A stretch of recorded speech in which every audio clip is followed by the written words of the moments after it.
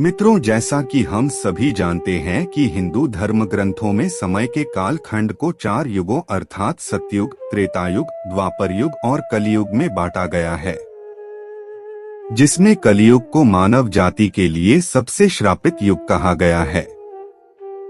लेकिन विष्णु पुराण में महर्षि व्यास जी ने बताया है कि कलयुग सभी युगों में सर्वश्रेष्ठ है। नमस्कार दोस्तों, सनातन शास्त्र की इस चैनल पर आप सभी का स्वागत है। आज की इस उपस्थिति में हम लोग जानेंगे कि आखिर क्यों महर्षि व्यास जी ने कलयुग को सभी युगों में सर्वश्रेष्ठ बताया है। विष्णु पुराण के षष्ठम अंश के अध्याय 2 में वर्णित कथा के अनुसार एक दिन महर्षि व्यास गंगा नदी में स्नान कर रहे थे। तभी कुछ ऋषिगण वहां पहुंचे और उन्होंने देखा कि व्यास जी नदी में डुबकी लगाकर ध्यान कर रहे हैं, तो वे लोग वही तट पर वृक्षों के तले बैठ गए। फिर कुछ समय बाद जब महर्षि व्यास ध्यान से उठकर खड़े हुए तो उन्होंने कहा कि युगों में कलयुग श्रेष्ठ है। ऐसा कहकर उन्होंने फिर जल में गोता लगाया और फिर कुछ समय बाद उठकर कहा कि युगों में कलयुग श्रेष्ठ है।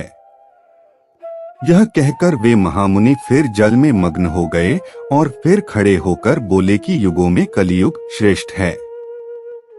यह सुनकर गंगा जी के तट पर बैठे ऋषियों को बड़ा ही आश्चर्य हुआ।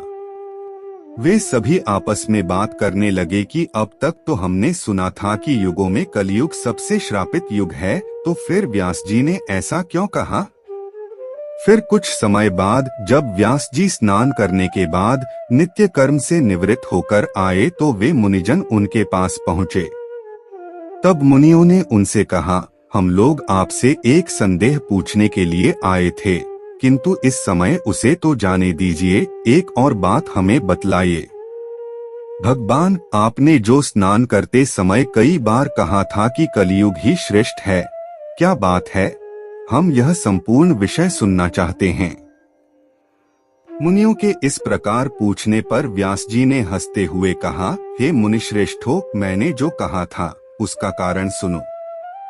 फिर व्यास जी ने कहा, जो फल सत्ययुग में 10 वर्ष तपस्या, ब्रह्मचर्य और जप आदि करने से मिलता है, उसे मनुष्य त्रेता युग में 1 वर्ष में, द्वापर में 1 मास और कलयुग में केवल 1 दिन रात में प्राप्त कर लेता है। इस कारण ही मैंने कलयुग को श्रेष्ठ कहा है।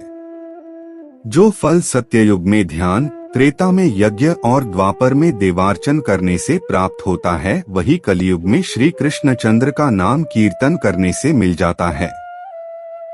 कलयुग में थोड़े से परिश्रम से ही पुरुष को महान धर्म की प्राप्ति हो जाती है, इसलिए मैं कलयुग से अति संतुष्ट हूँ और इसे सभी युगों में श्रेष्ठ मानता हूँ। हे मुनिगण, इसलिए मेरी सलाह है कि कलयुग में मनुष्य अपने जीवन को सफल और सुखी बनाने के लिए सदा श्री कृष्ण रूपी हरि नाम का जाप करे और मृत्यु के बाद बैकुंठ धाम में परमपद पाने के लिए अपना मार्ग प्रशस्त करे।